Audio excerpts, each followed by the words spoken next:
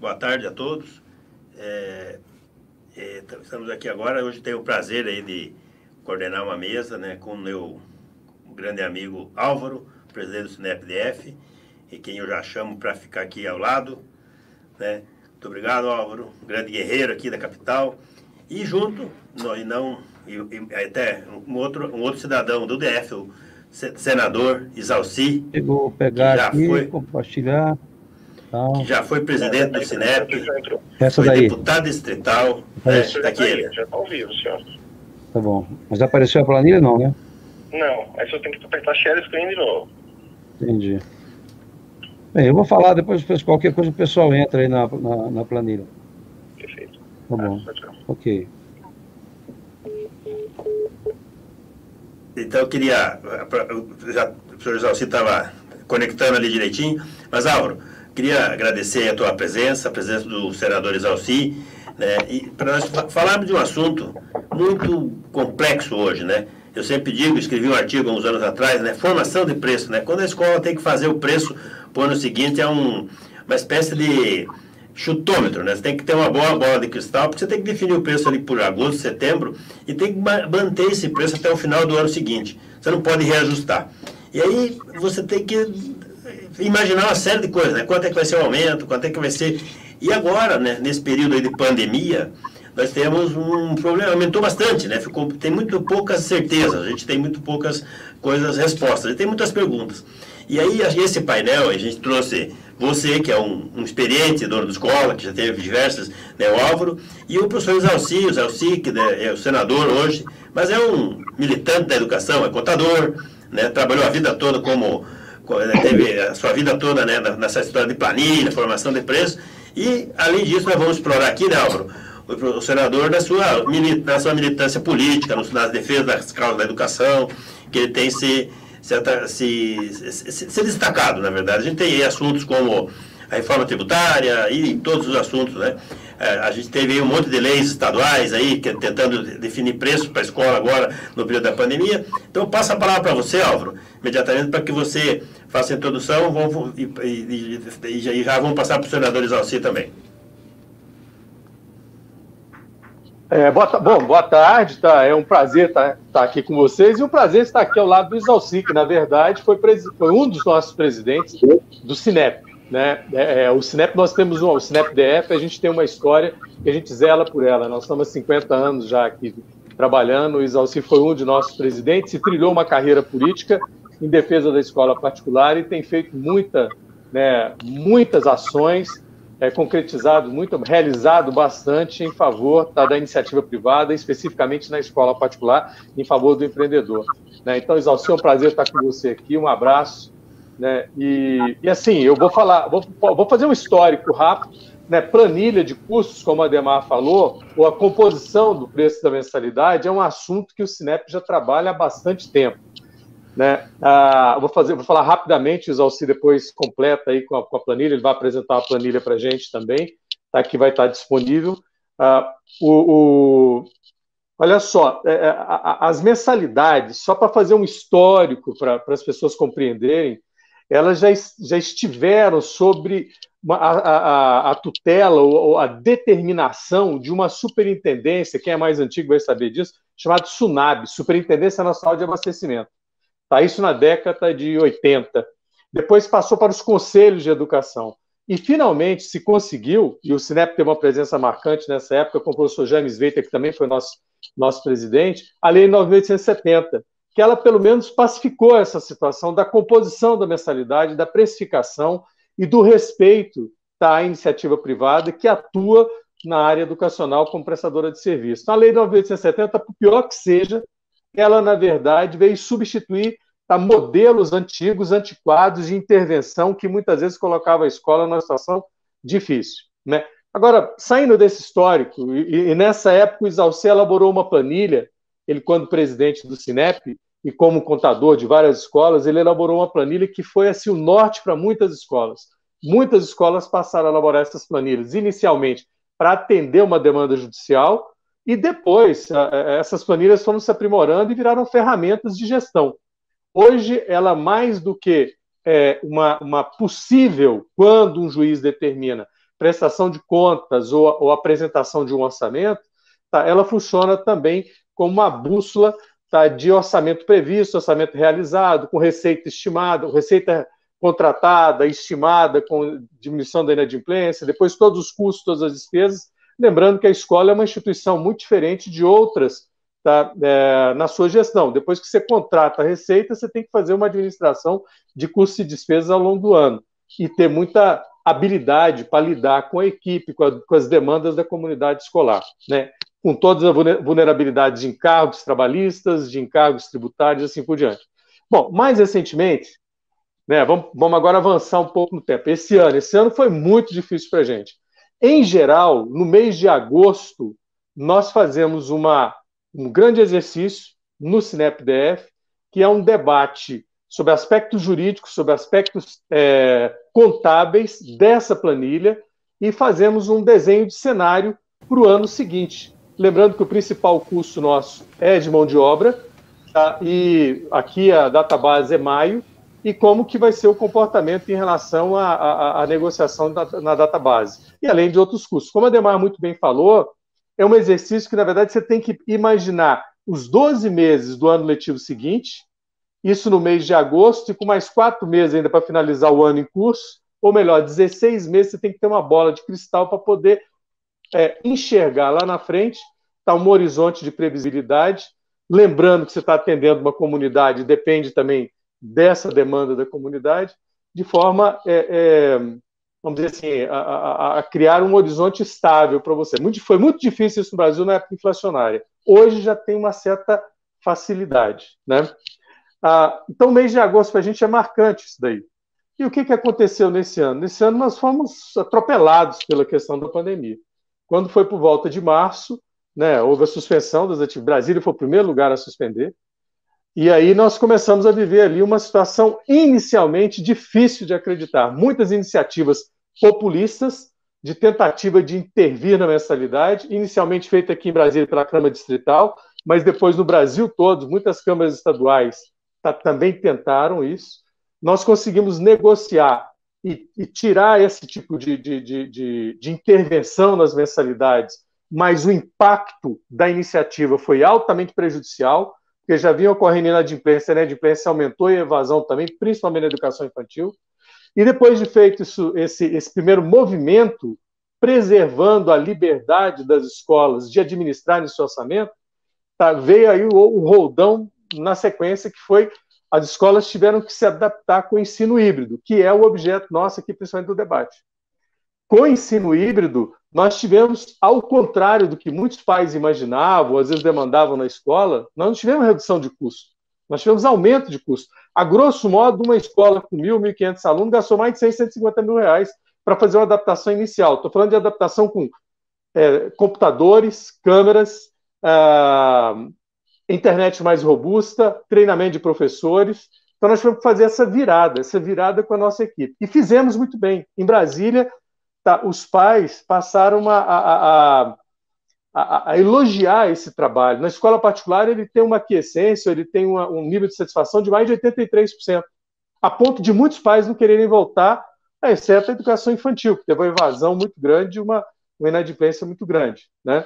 Bom, aí, passado esse momento, nós iniciamos um processo de planejamento de retorno, que não fomos compreendidos de imediato, tá? Porque nós já sabíamos que dava para reconfigurar o espaço educacional, fazendo, por meio de tecnologia, né, e como foi dito hoje na palestra da Guiomar, excelente a palestra, em outras abordagens, do Paulo Tomazinho e vários outros que participaram aqui do nosso congresso, a própria Anelisa também, nossa vice-presidente, também atuou falando alguma coisa, né, nessa reconfiguração do espaço escolar, que nem todos compreendiam, mas era possível fazer de maneira opcional, com liberdade para aqueles que precisavam vir presencialmente à escola, com todo o protocolo de segurança, tá?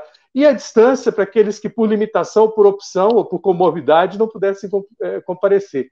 Foi muito difícil veicular essa ideia.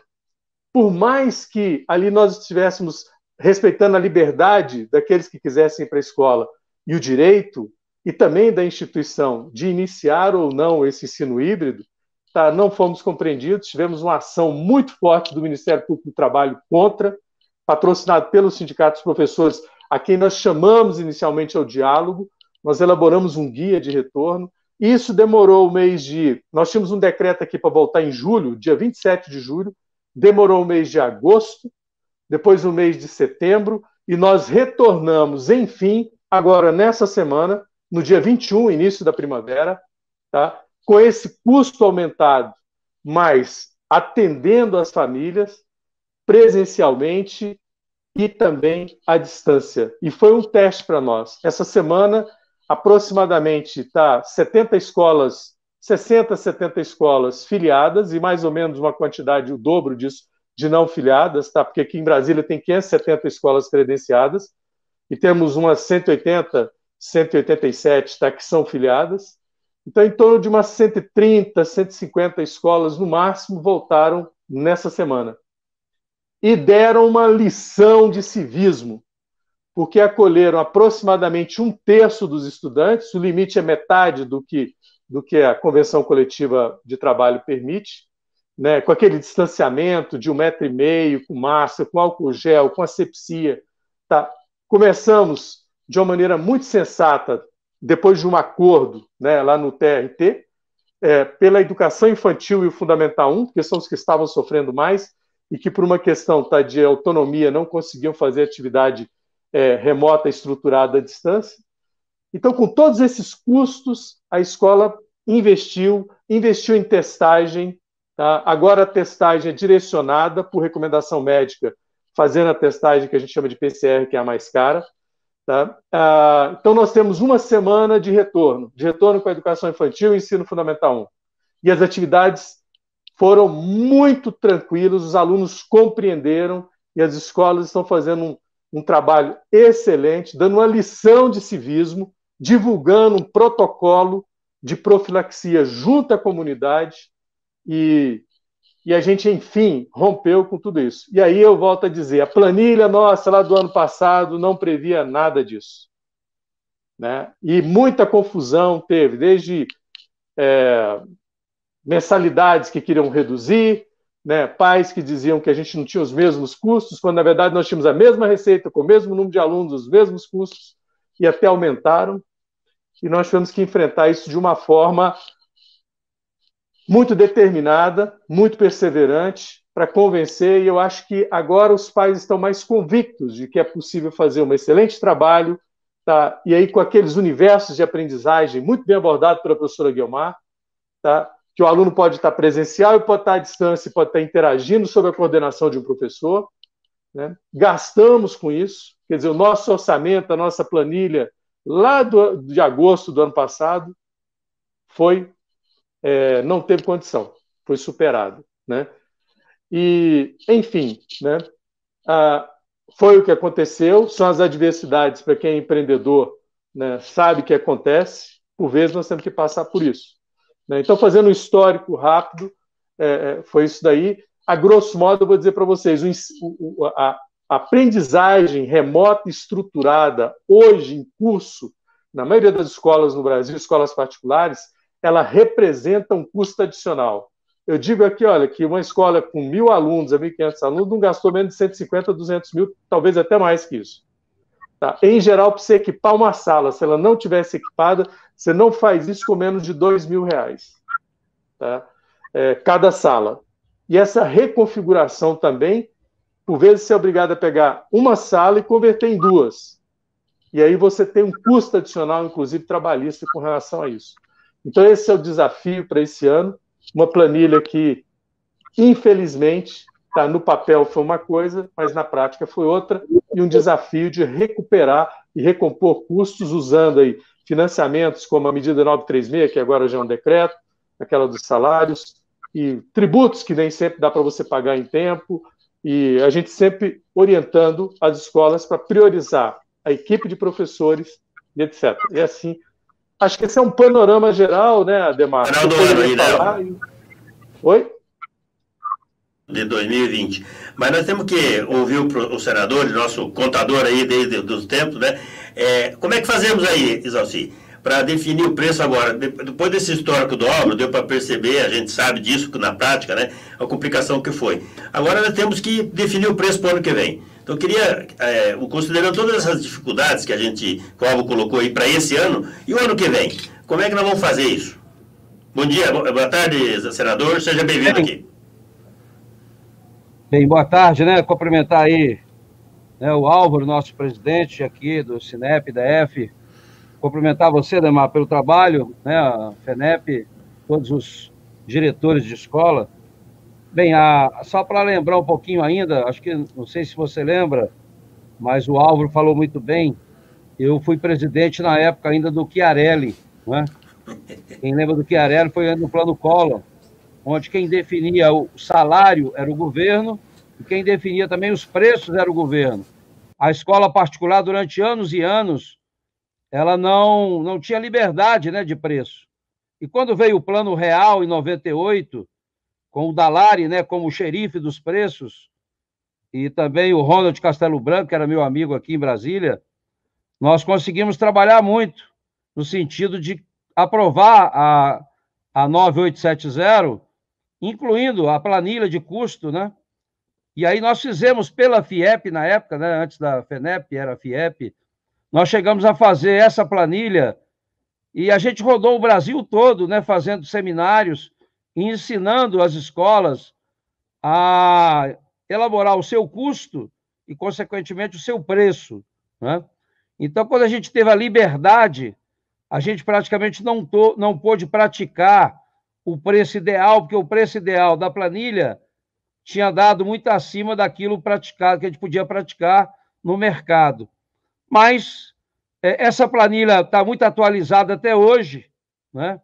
O que a gente precisa, e aí talvez seja o momento da gente debater um pouco, é a questão das informações, né? Como planejar para 2021, se você sequer sabe se nós vamos ou não aprovar aí a reforma tributária, por exemplo, né?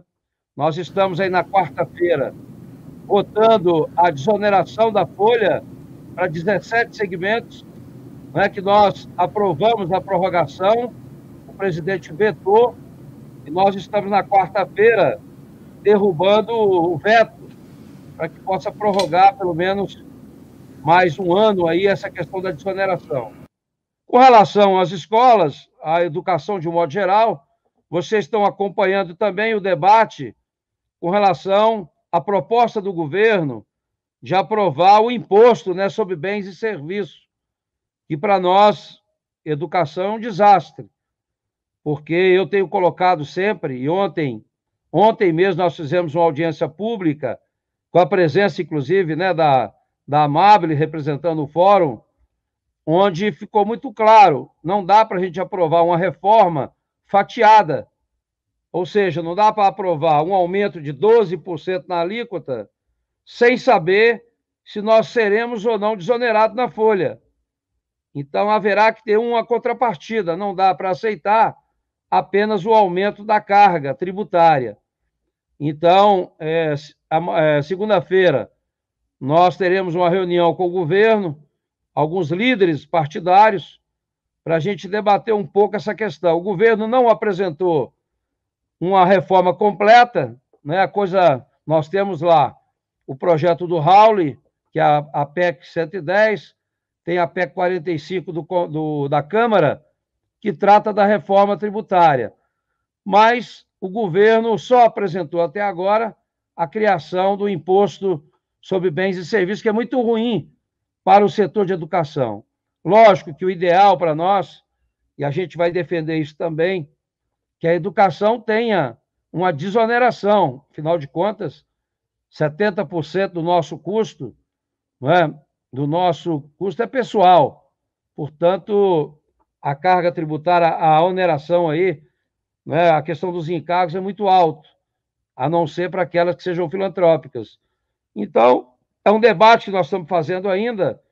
Eu, sinceramente, não vejo, neste momento, um clima de aprovação da reforma, a não ser que o governo, semana que vem, apresente, como o Paulo Guedes disse que ia apresentar, uma proposta mais ampla.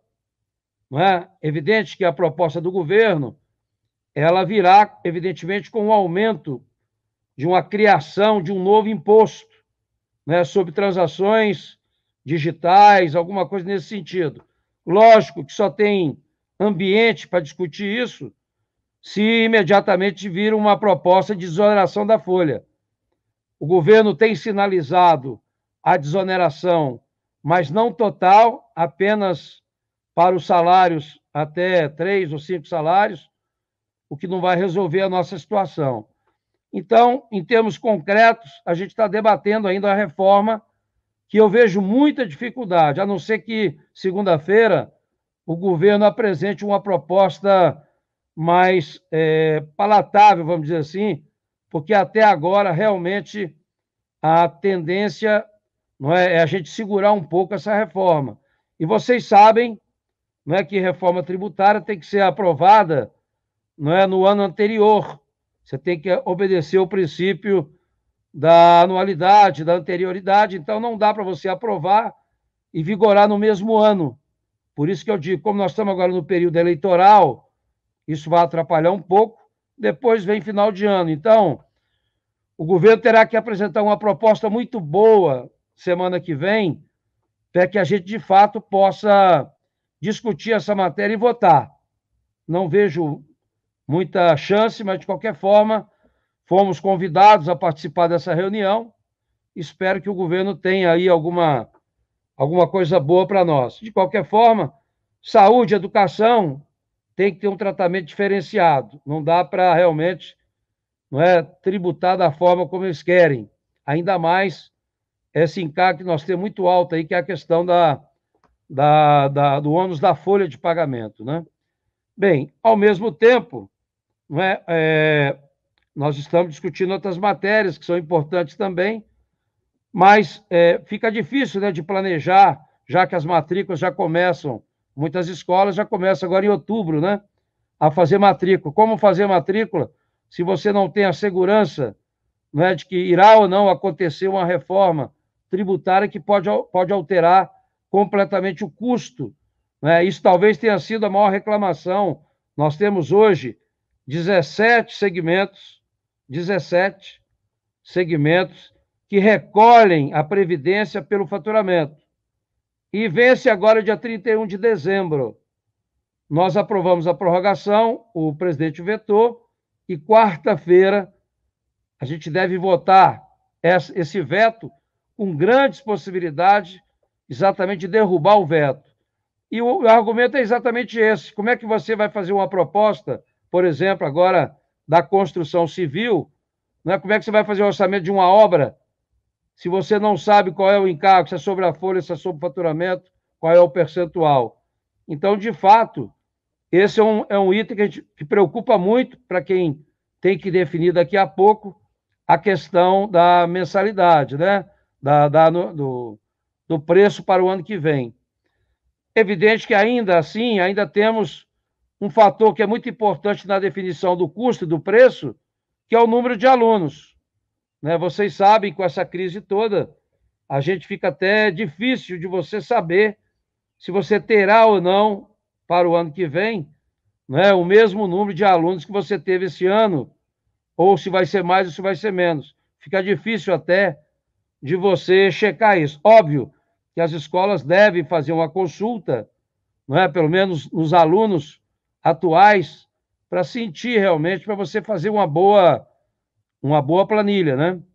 Eu não sei se seria o caso, eu acho até que não, mas a gente tem, né, apesar de estar no Senado, a minha empresa, desde quando fui, né, consultor de várias escolas, ainda somos ainda, meu escritório ainda toca com meus filhos e meus irmãos, ele dá muita consultoria para muitas escolas. Então, a gente tem lá a planilha disponível, eu passei, inclusive, agora aí para o meu, acho que está sendo compartilhado aí na tela, não é? No próprio site nosso, não é, que vai ser colocado aí, www.consultável.com.br, você aparece toda a planilha, muito fácil de fazer, né? O mais difícil da planilha é o que a gente estava falando, que você define no início quantos alunos você vai ter. Esse é o primeiro problema. Quantos? Quantos alunos de cada curso, cada mantenedora, não é? E do estabelecimento. Aí você tem a planilha simplificada, que você pode fazer para as pequenas escolas, e tem aquela planilha para mais complexa, onde você tem que definir por curso, por estabelecimento, quando você tem mais de um, e também por mantenedora. Muitas vezes você tem um custo, né, de uma mantenedora maior. Mas é uma planilha tradicional, onde você tem nos anexos, né? Primeiro anexo, você define os professores daquele curso que você está fazendo. No cabeçalho, aí você tem qual é a escola e qual é o curso, se é a primeira a quinta, não é? Se é educação infantil, se é ensino médio. Você define aí qual é o número de alunos que você tem naquele curso, qual é o mês da referência que você está trabalhando, e coloca aí no anexo 1 a relação dos professores daquele curso. Depois você tem o anexo 2, na sequência, você tem a demonstração também da remuneração do pessoal técnico administrativo específico daquele curso, né? Se você tem uma coordenadora, ou uma psicóloga, uma orientadora da educação infantil, ou de primeira a quinta, você coloca especificamente naquele curso. Se já você tem uma orientadora que atende a educação infantil, a primeira a quinta, né, de quinta ao nono e etc., você então tem que ratear. Então você tem que relacionar no anexo 3, onde você tem o pessoal técnico administrativo do estabelecimento, ou seja, que pertence, que atende a mais de um curso, né? Educação infantil, educação fundamental, se for o caso, ensino médio. Se ela vai ser dividido por todos, então está no anexo 3. No anexo 4 é quando você tem uma matriz, vamos dizer assim, uma mantenedora maior, que tem várias filiais, e normalmente você tem um escritório, onde você tem um diretor administrativo que atende todas as escolas, ou até mesmo uma diretora pedagógica que atende todas as escolas. Por que tem que ser colocado separado? Porque será rateado em função do número de alunos de cada curso, de cada estabelecimento, não é? e de cada matriz. Depois, o A5 e o A6 e o A7 são despesas, assim como você está colocando o salário por curso, por estabelecimento e por mantenedora, a mesma coisa você vai fazer com o custo.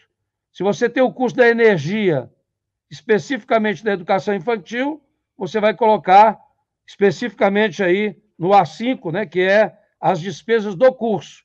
Agora, se essa energia ela é rateada para todos os alunos da escola, aí você tem que colocar no A7, porque é do estabelecimento, da mantenedora, que vai ser dividido para todos os alunos. Então, fazendo isso e definindo aí na primeira qual é o imposto que você paga, se é lucro real, se é lucro presumido, se é simples, se é mantenedora filantrópica, você define aí o percentual que tem na primeira página, qual é o percentual de encargos. Tem uma tabelinha aí de encargos e de impostos. Aí no primeiro quadradinho à direita, você tem uma tabelinha que você usa de acordo com a tua modalidade de tributação, né? Aqui à direita, se você pode apertar para mim, aí nessa setinha para baixo, do lado direito, a próxima, aqui na próxima aí, você tem aí, aperta para mim esse encargos aí, que vai aparecer uma tabelinha lá, com todos os encargos para você identificar qual é o teu. E da mesma forma, no quadradinho seguinte tem os impostos. Aí você define também, se você disser que é lucro presumido, lucro real ou simples, você tem aí também a definição.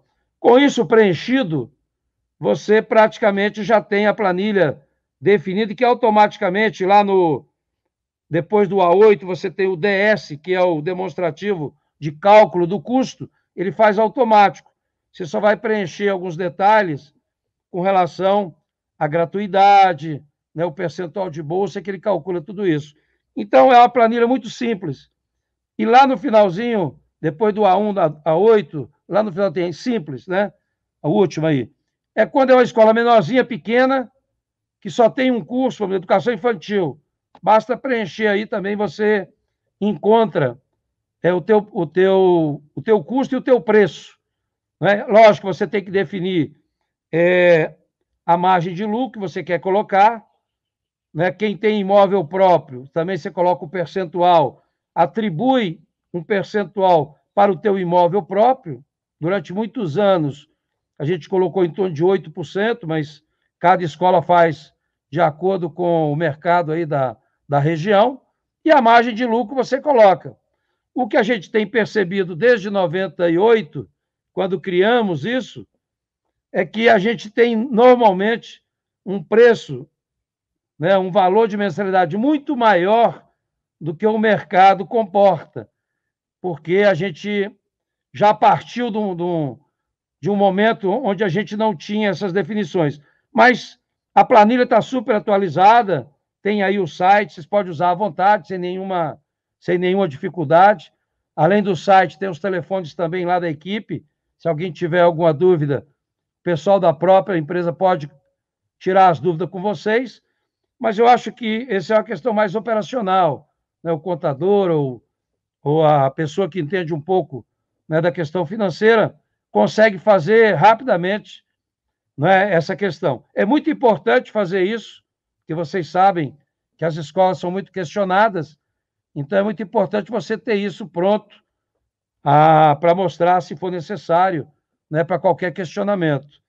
Mas o que a gente precisa, talvez aproveitando a oportunidade, Ademar, se alguém quiser fazer alguma colocação, mas a gente tem que ver o panorama todo, né? Nós estamos, neste momento, evitamos, como o Álvaro falou, é muito importante que nos estados as escolas não aceitem nenhuma intromissão das câmaras, das assembleias, porque educação é federal. A competência de legislação, seja de preço, seja de qualquer matéria educacional, é da área federal. Então, eu vi muito estado, aqui em Brasília mesmo, demagogicamente, os deputados apresentando projeto para dar desconto de 50%, 30%, apesar que lá na Câmara também tinha um monte. Né? O Ademar deve ter acompanhado lá dezenas, porque nesse período é muita demagogia, não é muito populismo. Então, o que tem de emenda, o que tem de projeto, se metendo, não é, na iniciativa privada, sem a mínima noção do que é isso, porque o cara coloca lá, não, tem que dar um desconto de 50%. O cara nem sabe o que é isso, não sabe o que é uma composição de custo, né? Eu digo sempre, as pessoas, para decidir qualquer coisa, seja no executivo, seja no legislativo, ele tinha que ter pelo menos um ano como empresário para saber o que é isso, para saber o que é pagar o salário no quinto dia útil, pagar os impostos no final do mês. E mais grave, a gente que está agora do outro lado, né? Eu estou agora aqui na Câmara, no Senado, e estive na Câmara Federal e acompanhando e fiscalizando o governo, a gente fica estarrecido, revoltado da forma como gastam esse dinheiro que a gente paga com tanto sacrifício de impostos. Né? O governo não tem controle, e não é só o governo federal. Aqui na capital da República, vocês querem saber, não tem controle de estoque na área de saúde, para você ter ideia. Qualquer boteco, você sabe que tem controle de estoque. Aqui não tem.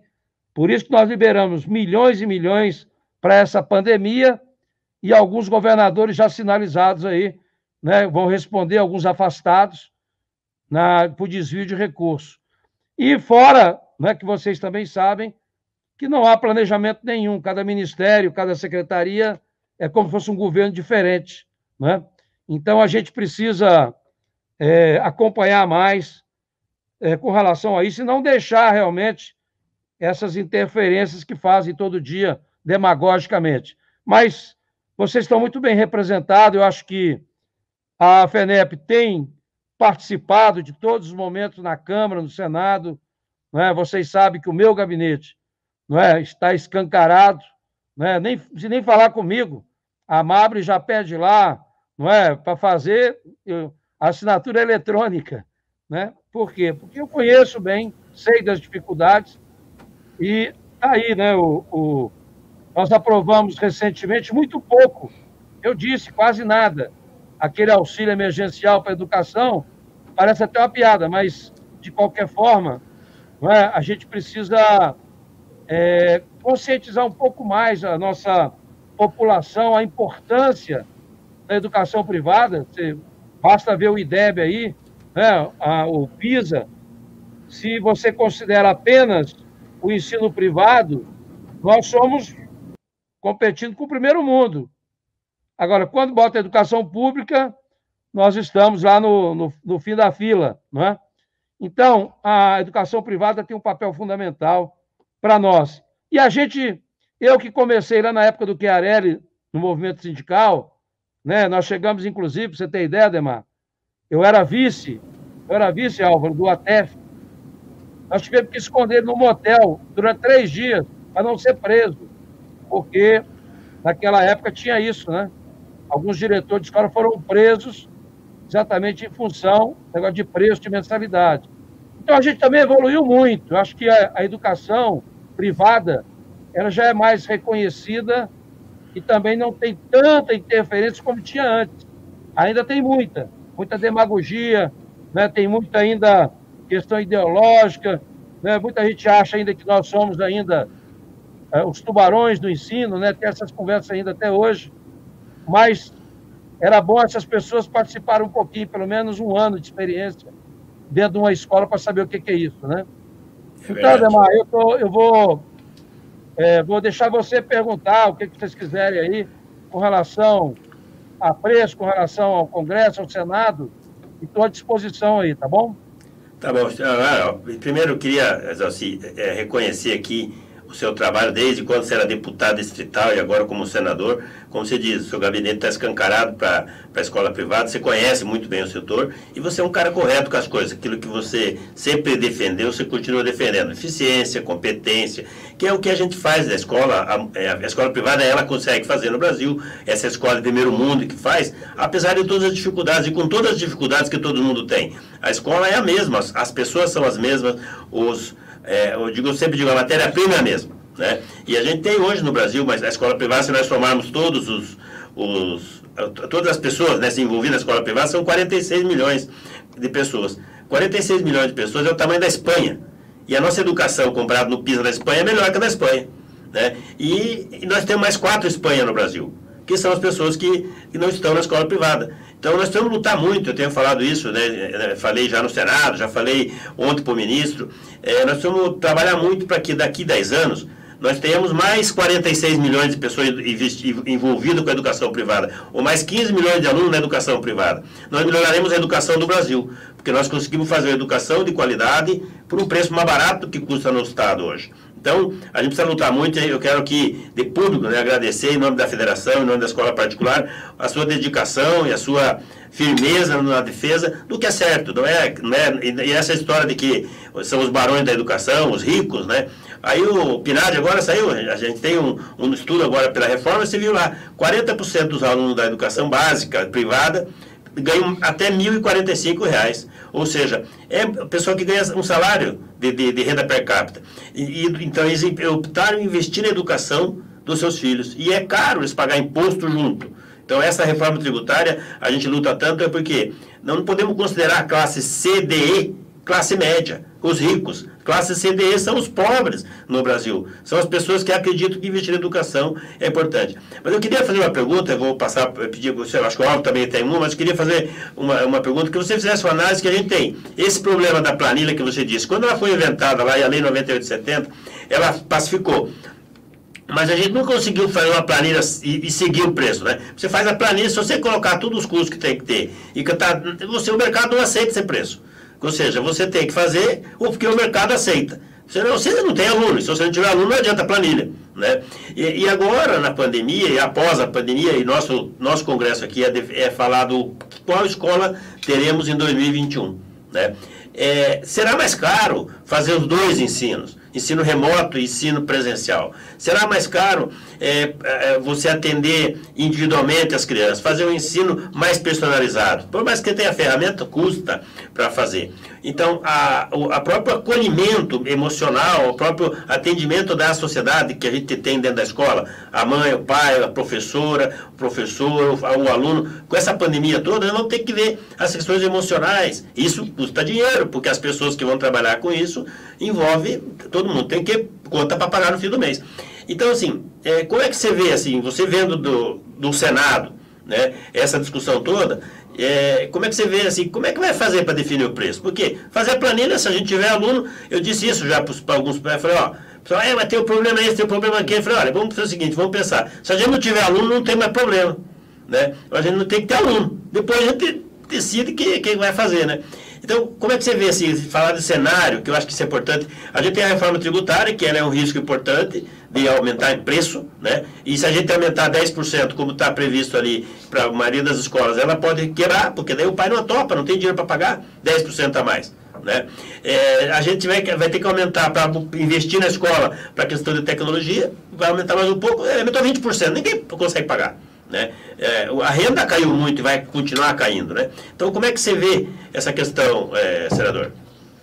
Bem, é evidente que a questão de 2000 pós-Covid, não é, vai ser um momento difícil de recuperação imediata. Nós não vamos conseguir recuperar a economia da noite para o dia, até porque o país acabou se endividando mais, né? A gente tinha diminuído bem o déficit primário da nossa receita, que já era grande, nós tínhamos um déficit de 500 bilhões por ano, um déficit total, e agora só na pandemia foram mais de 1 trilhão, né, fora do déficit que nós já tínhamos. Então, o governo vai ter muita dificuldade de recuperar essa economia que está aí. Lógico, nós temos agora uma reforma administrativa, no sentido de tentar enxugar a máquina, não é? Mas eu vejo assim, vai ser muito difícil você recuperar o nível de emprego, né, nesse período de um ano. Eu acho que a escola ela vai ter que trabalhar de uma forma assim, bastante com muito cuidado, não é? Porque realmente, não é, se você aumenta qualquer preço, não é, eu acho que vai ser mais difícil de retornar os alunos. Eu acho que, lógico que o preço atual ele é um preço referência, né? Porque quando você repete o preço, né, ou com um pequeno ajuste, a comunidade que já vinha suportando, tudo bem, mas a grande parte dos nossos clientes também perderam o emprego. O que a gente precisa, talvez, trabalhar mais, e aí lembrando, né, que também, em 98, para quem acompanhou aqui no DF, nós lançamos um projeto, vocês lembram, do Cheque Educação, né? A gente fez com a maioria das escolas aqui, ocupando as vagas ociosas, e era apenas virtual o desconto, era um desconto, mas que depois serviu para o ProUni. O ProUni é a cópia fiel do Cheque Educação que implantamos aqui em 98. Então, eu acho que nós temos que trabalhar para 2021 na perspectiva, talvez, do governo, não é? Comprar vagas, como está previsto, há uma disposição, né? Esse maluco desse ministro que saiu antes, né? O Weintraub lá, como é que chama? Ele já falou comigo, quando entrou, a possibilidade de encaminhar para o Congresso o voucher, né?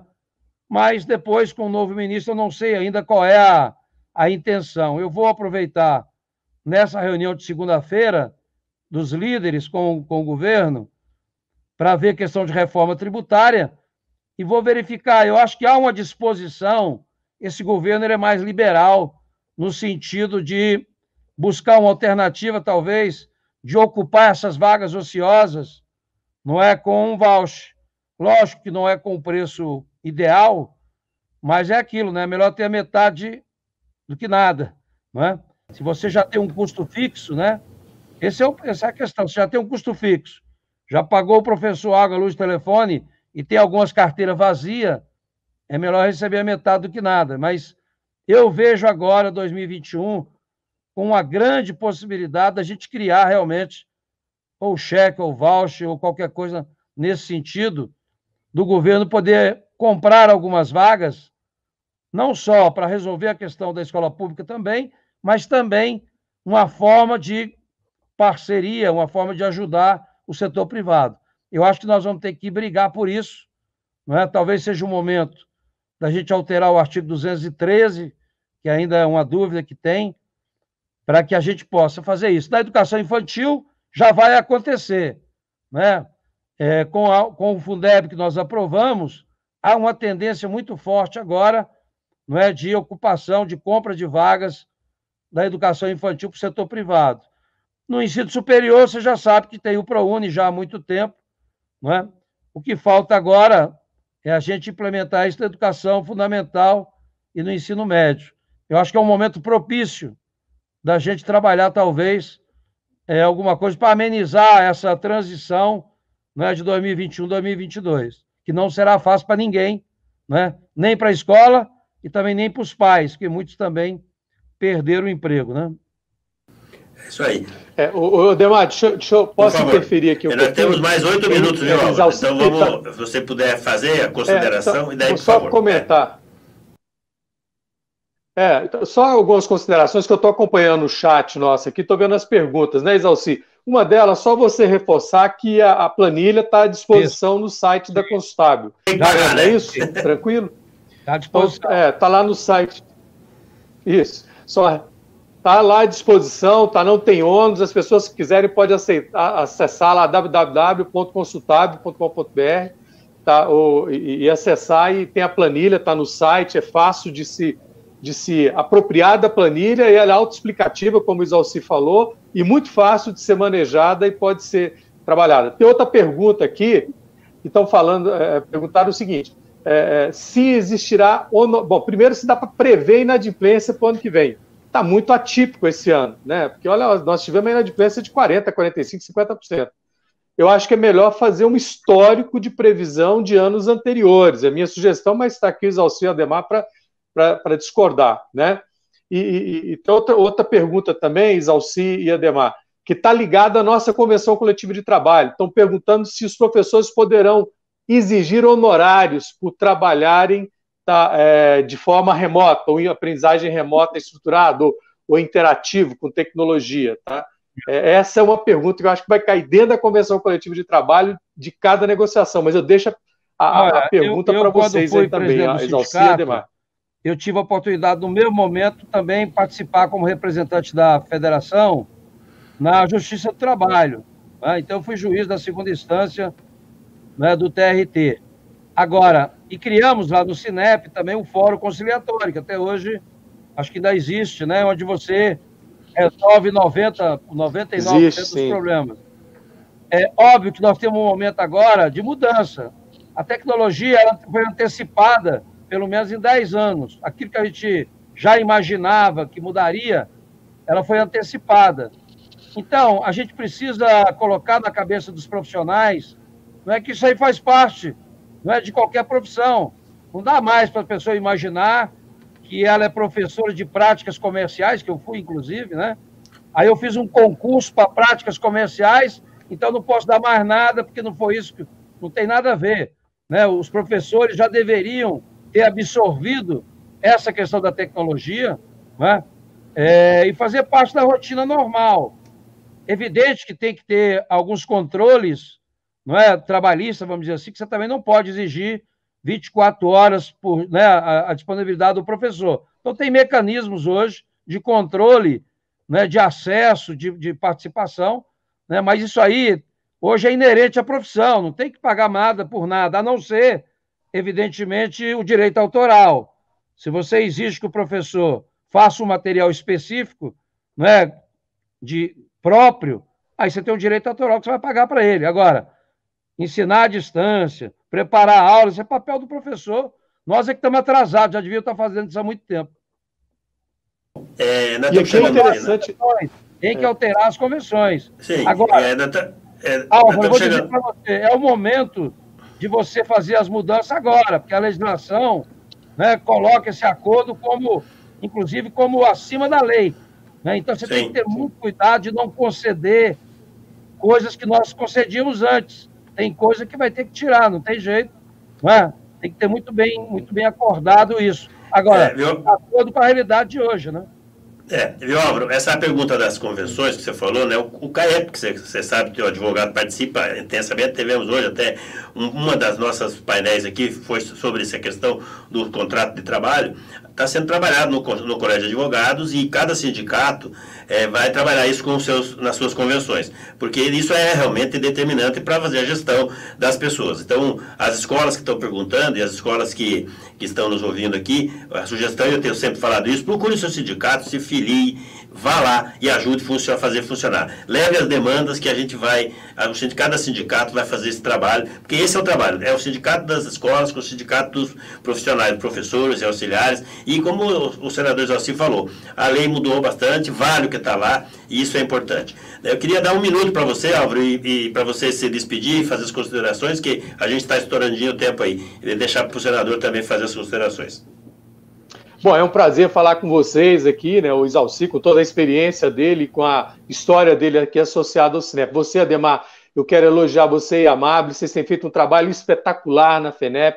A prova disso é o congresso que nós estamos, né, finalizando aqui agora, né, de um valor inestimável com a presença de várias pessoas. Eu agradeço a oportunidade e quero dizer que o principal custo nosso, como o Exauci disse, aí 70% está ligado a custo trabalhista, né? Então, os encargos trabalhistas. Então, vamos observar muito bem a nossa convenção coletiva ser negociada no final desse ano e ano que vem. E também com a questão de prudência aqui, eu acho que qualquer planilha hoje não pode deixar de considerar a inflação, né, e nem pode deixar de considerar a possibilidade de um futuro de uma reforma tributária. Então, trabalhar muito essas variáveis aí para prever um cenário mais sustentável.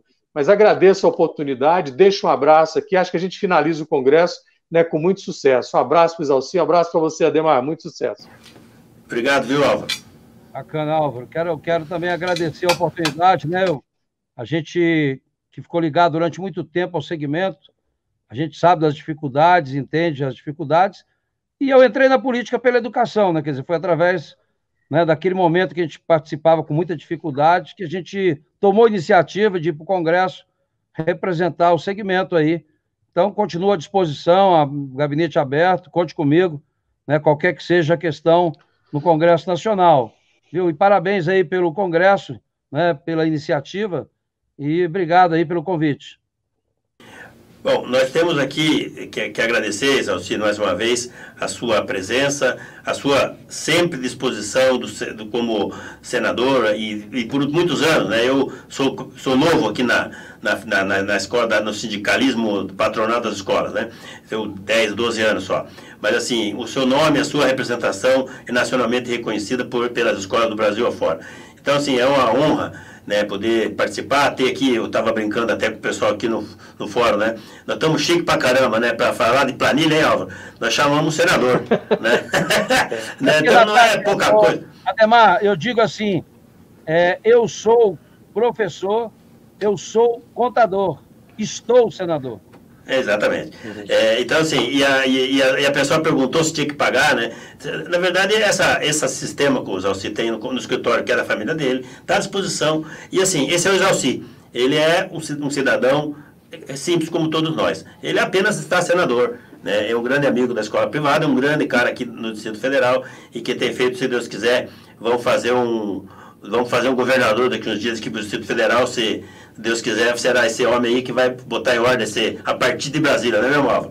Mas, assim, muito obrigado a todos, obrigado às pessoas que nos assistiram. Os nossos vídeos estarão gravados. E a escola particular é isso. A FENEP representa esses 46 milhões de pessoas envolvidas. Nós temos uma responsabilidade muito grande. Teremos muitas dificuldades no ano que vem para fazer essa escola de 2021. Mas, seguramente, a gente ouviu aqui de vários palestrantes no Congresso que a escola privada já se reinventou. Ela estará viva e fazendo o que precisa ser feito para ter a educação que o Brasil precisa para seguir em frente. Então, os bons empregos, as pessoas que vão tocar o Brasil vão passar por aqui. Então, eu acho que isso é a nossa missão e acho que gente como o Exauci, né, que nos ajuda bastante, a gente tem outros senadores, deputados que nos ajudam, mas como o Exauci tem que tirar o chapéu. Muito obrigado, Exauci, obrigado, Álvaro, e uma boa tarde a todos.